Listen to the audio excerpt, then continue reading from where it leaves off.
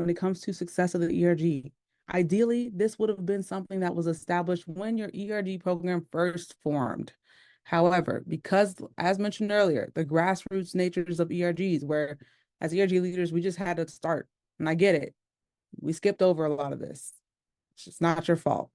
But it's important for this to be established now. Now that you know better, you do better, especially for ERG program managers on this call. It is your responsibility for you to define what are the metrics of success of the ERG program and to measure them consistently. It's your responsibility. Now, with that being said, what are we supposed to measure? If this is what you measure currently, just let me know in the chat. If right now you measure number of members, number of people who attend an event, and maybe let's just say like survey responses. If that's currently what you're measuring with your program, or you're measuring less than that, one of those two, if you're measuring those three consistently or less than that, just say one in the chat. I'll say, I've been that person where I measured those things and just those things only because I was like, this is what I have. In reality, we have so much more. And I do have beef with all three of those metrics now. But just bear with me and we'll talk through them. So the first one is number of members. Now, we talked about this a little bit earlier and why this is problematic. One, we're not trying to get everybody in the ERG. That is not the goal for the whole company to be in the ERG. So then with number of members, where would you win? Like, when is enough? Even then, bigger than that is the fact that this number, if you just do number of members, that's something that can change as the company grows or even as the company has layoffs, which it happens. And with that's not an indicator that your ERG is not successful just because you lost some members because the company had a reduction. So with that, it's not the best number to use because it doesn't scale with where the company is. And like I said, that combined with the fact that really, if we want to drive engagement, the goal is to focus on who we have.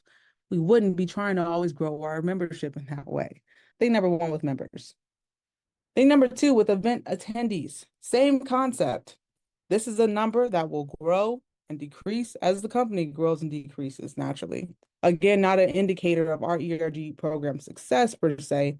If our company has a huge layoff and then we lose a lot of our members, that doesn't mean that the ERG isn't doing something right. A couple of other things with this. So with event attendees, just know that more people, again, we talked about this earlier, even if they're not our members, is not the answer. But even then, another issue that I see is that most people aren't even pulling their event attendance correctly.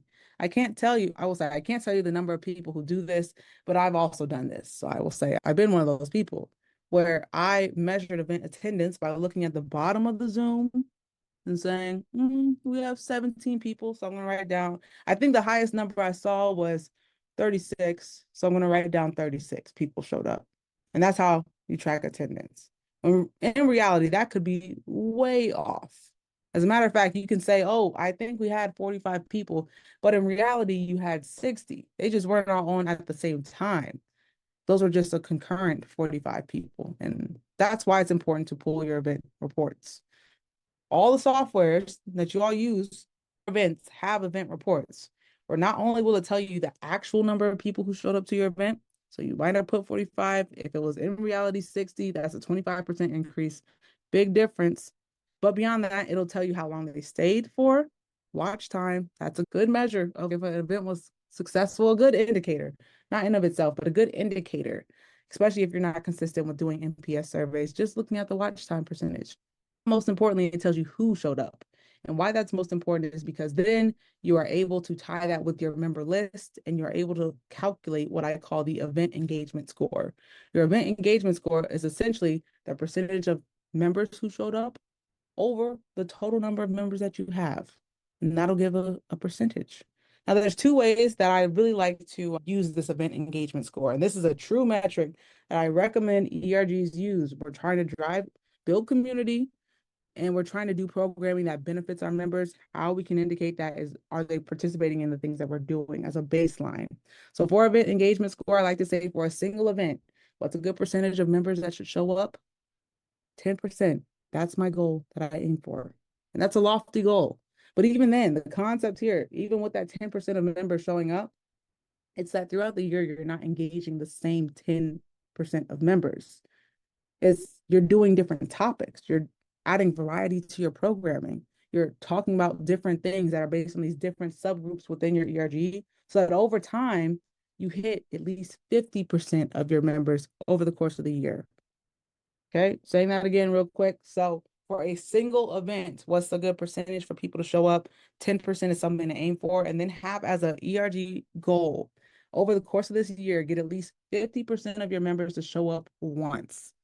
Simple goal. Now there are different, you can ramp up and you can start having more lofty goals. Can we get people to come back to multiple events? You can do that, but don't do it right now. Focus first on this baseline metric of 50% of your members showing up to at least one event. That is a hard goal to hit. I'm going to tell you, if you've never tried this before, I'm not going to say it's a hard goal to hit because I don't want to make it seem like it's impossible, but it is ambitious, I will say, and it forces you to do a variety of programming. It forces you to think outside of the box of what you are currently doing. Use that as a good kind of template. And if you're an ERG program manager, make this an ERG program goal. Like across all of our ERGs, we want to average of 50% of members have showed up to at least one event. That's one. Like I said, I gotta run through this. 10 minutes is wild to try to get through these other parts, but I'm gonna run through it really quickly. So full communication reports as well.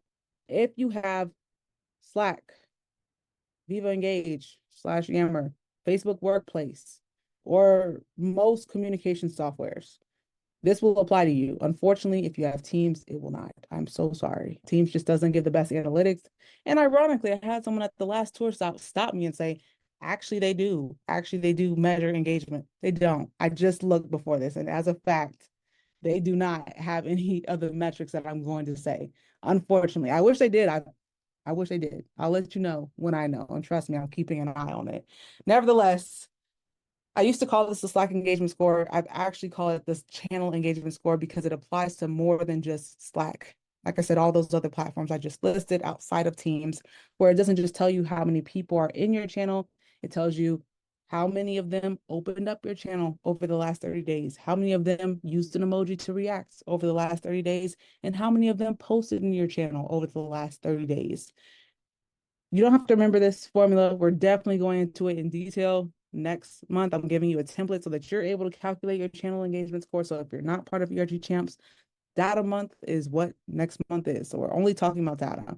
With that in mind, basically this formula, just to understand how we get here, it's the same thing that marketers use for selecting which influencers they're going to work with. Just because you have 1 million followers, if you get 100 likes and 10 comments, you're probably not a very engaged profile. Same concept with an ERG channel. Just because it's bigger doesn't mean that it's more engaged. So this averages the likes and comments, aka reactions and posts, over the total amount of people who opened up your channel. You get a percentage. Let's just say you have 100 people in a channel. Let's say 89 of them opened up the channel. That's actually a metric I like to call the active membership score. And with that, 89 out of 100 is very good. Honestly, I shoot for 80%, and that is ambitious as well. It is just it's an indicator of success, but it's not an end all be all metric, I should say.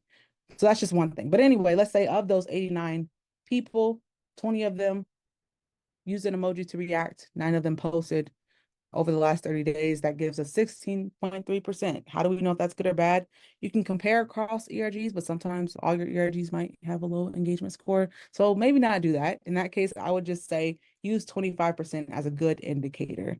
And that would mean 1 in 4 people that opened up your channel were actually moved to action over the course of the month. And this, when I tell you all, especially as an ERG program manager, when you track this on a monthly cadence, the this is an ambitious goal as well. I just want to put that out there.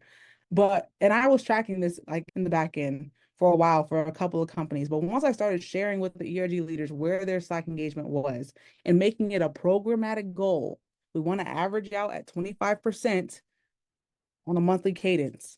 The scores rose incredibly, especially when I added in, hey, women's ERG, you were at 13% this month, but here's some things that I saw across the other ERGs that maybe you can incorporate, and giving some ideas. And really then as an ERG program manager, serving as like a coach to the ERGs around their engagement, huge game changer. Being able to consistently hit this metric within a 1 percentage point range is huge from a company that had no engagement. And I've done this with 3 different companies now this year alone.